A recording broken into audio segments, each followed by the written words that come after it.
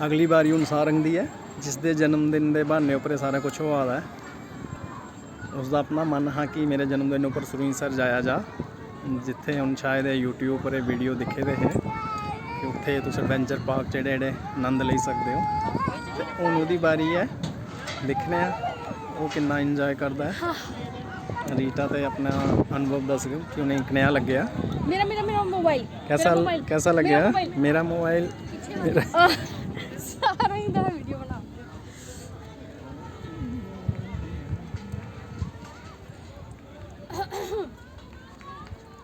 सारंग के चेहरे पर थोड़े थोड़े डर के भाव लभा दे न, मजा आ गया। कुछ डरे डरे दा लगा दा चेहरे ऊपर।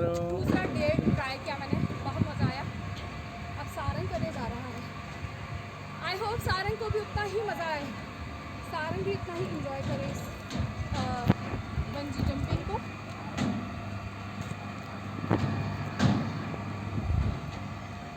जब तक स्टार्ट नहीं होता तब तक एक फोबिया सा रहता है कि पता नहीं इसका एक्सपीरियंस कैसा होगा, लेकिन जब झटका लग जाता है नॉर्मल हो जाता है। वाह वाह वाह वाह वाह वाह। सारंग दा क्यों जे भार घट हा, इस करिए वो ज़्यादा उपर गया है। माँ ਉਹਦੀ ਦਾ भार ਵੱਧ हा, इस करिए उसी उन्ना बड़ा झूटा नहीं लभ्या। ये झूटा अपने भार उपर है, जिन्ना भार घट ले आगे उन्ना उपर जाके।